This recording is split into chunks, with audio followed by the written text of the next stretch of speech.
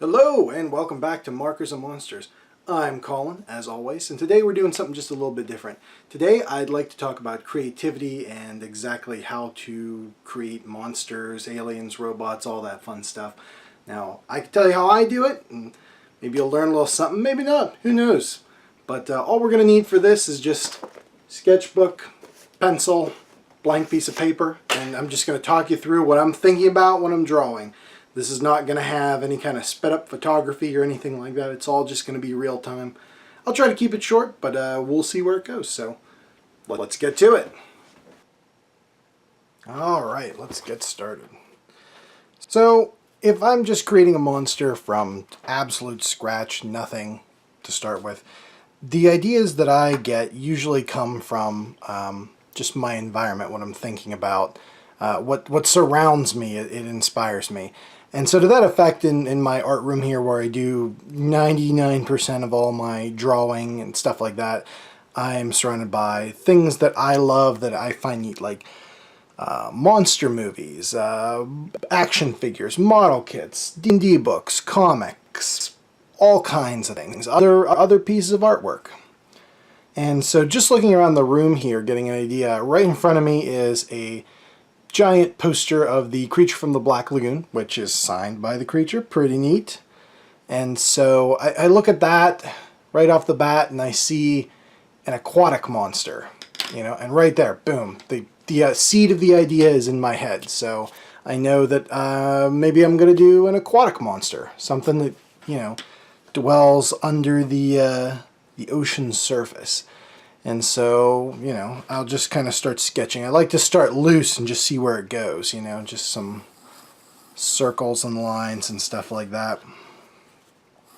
So I have this circle in, and maybe it's like an eyeball, I don't know. Just add that in, kind of throw in the lines here. So it's a giant eyeball of sorts. And then it just kind of spirals from there. Give it a little eyelid area to it. Okay, so it's this big staring eyeball, and it's an undersea creature. Well, I don't know. Squids have big eyeballs, right? So maybe we'll make this thing kind of like a squid-like. And what do squids have? They have those tentacles. They have beaks. That's cool. Let's add in like a beak thing. Beaks are pretty frightening. I mean, if you're going to get eaten by some creatures like mouth, a beak, that would suck. So, and that's good. If you're drawing a monster, if it would suck to be eaten by or touched by a certain part of it, that's gold. Go with that. So let's make the beak kind of sharp, but give him some like hook serrated areas to it. Now, he's not going to need nostrils. He lives under the water, so he's either breathing through gills or some other apparatus. I don't know. Let's give it the bottom of the beak here. Tongue. And just kind of do that. Okay, so right now, yeah, we got a monster coming along. He looks kind of a little more cute than horrifying. But hey, that's okay. Sometimes that's a good thing. Who knows? And who knows what it'll turn into, as you start just kind of fleshing it out. And at this point, I'm not even consciously thinking of what I'm doing. I'm just letting my hand and the pencil here just kind of take over. Kind of add these like weird little ridges on his nose, That's something that's monstrous, I guess. It's not a smooth, easy form. And then maybe he's got, I don't know, what else lives in the ocean? Fish, right? What are creepy fish? Anglerfish. Yeah, let's do that.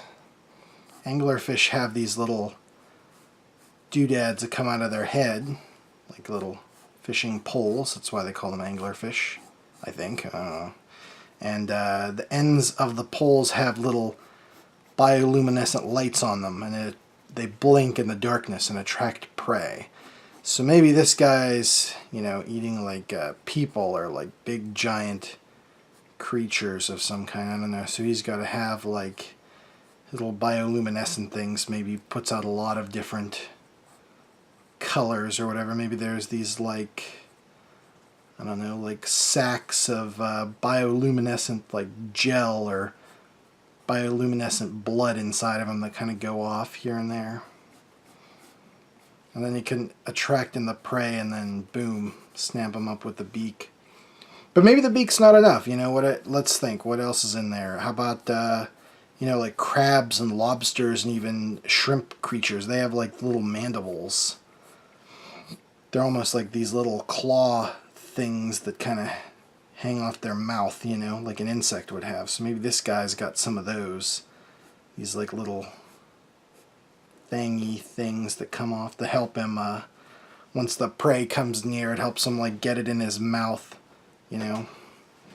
And then now we're kind of spiraling into the area of this guy is like a conglomeration of, you know, a bunch of different creatures with a bunch of different things that they have. So he's not really like a natural looking creature, you know. He looks more like something supernatural or something alien. And maybe that's it. Maybe he lives in like an alien ocean. You know what I mean? So when I'm doing this here, I just throw in a couple like shadows, you know, just so you can, just to give the impression that these things aren't just hanging off of there. And when I'm sketching, it's always just for me, so I can make the drawings as crude or as loose as I want to, just to get the idea in my head, and then I can develop it further. So just give him some extra mandible things here. Okay, so I like that. He's an alien sea creature. So our first astronauts land on this planet or whatever, and they're exploring the oceans of this world, and then this thing pops up. I don't know, or they encounter it somehow. They go towards his lights here. They're swimming toward it, and then like, what do they find? This horrific thing, you know. Okay, so maybe along his back, I'll give him some more like, I don't know, some like lump areas here, you know.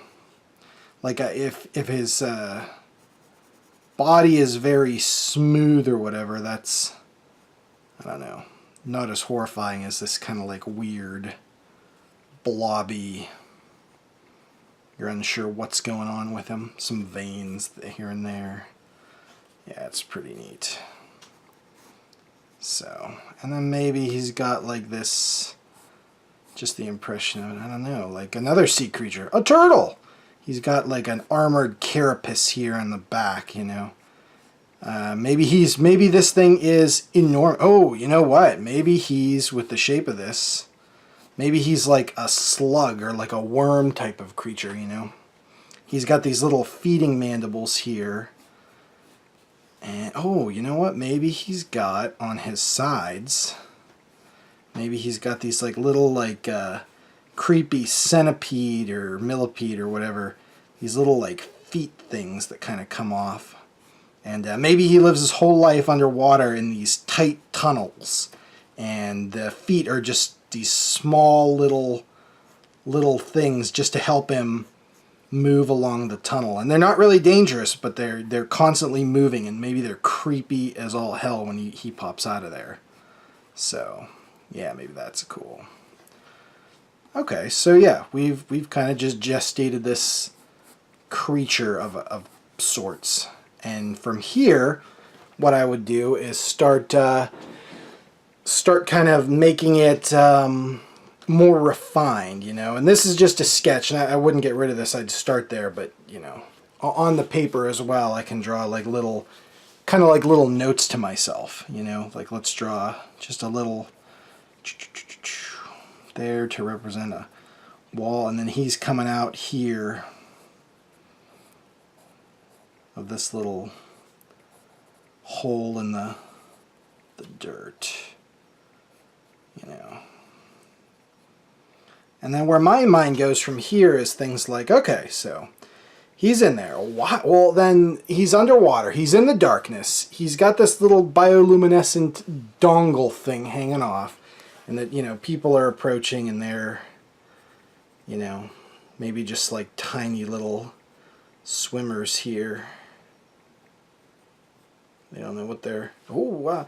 They see this thing. Why does the guy need eyes? And especially, why does he need eyes so big? A lot of creatures that spend their life in darkness or whatever, they don't need eyes, or else their eyes are just these little tiny, they're dead little things that don't do anything. They're vestigial eyes. They were once useful, but now not so much. So now we can kind of start refining that down and say, okay, so I like the big eyes thing that he has, but maybe his eyes kind of like don't see like our eyes would, because it wouldn't need to. Maybe his eyes are kind of like something that can sense like heat or something like that. Like it can see heat patterns in this depth, or maybe it can only sense motion. You know, if there's like a thing coming near it that's attracted to it, and it can sense the motion, and that's about it. So maybe its eyes, maybe its pupils are like different somehow. You know, maybe instead of like one pupil, since it's an alien creature, it's got these, you know, these motion tracking, like a bunch of different pupil things in there, you know. Almost like an insect's eyes, but not quite. So it's kind of got this like patterning in there that's absolutely like out of this world, you know, that you're not expecting it, you know. And then we'll add in maybe the beak here, since it's attracting things with its little bioluminescent dongle, as it were, its little fisherman pole thing. Maybe its beak is a lot blunter, you know. Maybe its beak isn't just like a normal beak with, you know, the two parts, upper and lower.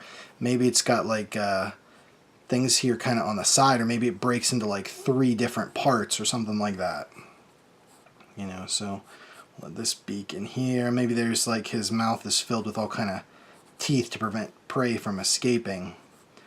Maybe there's some beak over here. You know, three different things. You know, and then maybe it's mandibles here. It's, you know, stunted beak, so maybe it's got these mandible type arms here that come out, and maybe they're a lot longer than they were in the last drawing, you know, to help kind of shovel prey in. Maybe that's another thing, like a shovel, maybe. So they've got these little skinny arms and these big, huge like pads at the end to help kind of push things into his mouth and keep it there. You know, most creatures that exist, and I know this guy's an alien, and he doesn't have to follow Earth rules, but most creatures just exist to feed, you know. So maybe this guy is so big that his normal prey in this kind of ocean are like whatever this planet's whales would be. You know, maybe he's eating like Shamu for breakfast, you know. He's that big, and he needs these things to kind of hold on to the whale-like creatures. He slowly chomps off chunks of it. You know, you could swallow a person whole, but like a whale creature, that's pretty big. And big creatures need tons of energy to move along, so maybe that helps out too. Maybe that's another reason he's so big. He needs to eat these giant creatures just to gain enough energy to do anything with. So adds his like carapace on here. You know, he's got like armor plating essentially, except for this like row here where his mandibles and his little flimsy moving tunneling arms are, just to help him move around. So yeah, and then where my mind goes from here is I think then about like, oh, what kind of story could this creature be in? I mean, it's easy enough, you know, first contact type thing. Swimmers go on an alien planet, these astronauts, they're like, oh, there's life down in the depths, let's go check it out. Then they come across this horrifying thing, you know, and it's like, well, something so big, I don't know, if it's a science fiction story, you might be like, well, it's not evil, it's just an animal, so do we want to let it just live and be alone? If it's a horror story, they might get trapped by this thing. You know, I don't know. And it just, that's how my mind works. It just spirals out from there, you know. And already I'm thinking about, well, okay, so we said this is this alien underwater worm thingamajig. What's and he's eating whales or space whales, what have you, space shamu. So like, what do those things look like? What does his normal food look like? So let's keep with the whales thing and say that they're these behemoths that kind of rove in this alien ocean and kind of take little micro organic life forms out of the water, like an earth whale would do, you know, plankton. So whales kind of have this sweeping look to them, and they're just there to kind of suck in the water. Let's give them a mouth with like kind of baleen type structures in there, the things that filter out these things, the little organic life forms. And so let's give him, they're not as maneuverable, these creatures, so let's give them kind of these trailing fins here, you know, maybe a couple of them, like a giant betta fish just kind of in the water sucking up organic life forms, you know. And maybe the life forms, I don't know, maybe they have some kind of a bioluminescence of some kind of their own, and that's why this giant worm thing up here is such a great predator, because it has the, you know, it has its little light thing, it blinks, and this whale in his little rudimentary mind is like, oh, that's a ton of food over there, I'll go over there, and then bam, this thing comes out, grabs him, or does whatever he does. So yeah, so that's a pretty simple way of just creating a monster. That's at least my process. I just kind of start going, and before you know it, you've got that. From here, the next steps would be if I want to turn this into like a full drawing, like I'm just in love with this guy or whatever, and I want to do a full drawing, then I would start sketching out little thumbnails of scenes. Like, what do I want to show? Do I want to show him eating the whale creature? Do I want to show astronauts like encountering him? Maybe there's like a space submarine, you know, and we can show that this space submarine is, you would assume, pretty big, as it's like a vessel, but and then have this giant thing like looming over him, you know, over this little space, and you're like, wow. So you can see the scale of it, and just kind of creating just little scenes like that, just these little real loose sketches, and maybe then after that I'll turn it into another a full drawing. So if you guys enjoyed this, I hope it was informative and showed you something or explained something. Maybe you learned something. I don't know. That's up to you. But either way, I hope you enjoyed. And if you guys like this video and want me to do more stuff like this, then please let me know, and I certainly will. Alright, thanks for watching. This is Colin again from Markers of Monsters, and I'll see you guys later. Bye!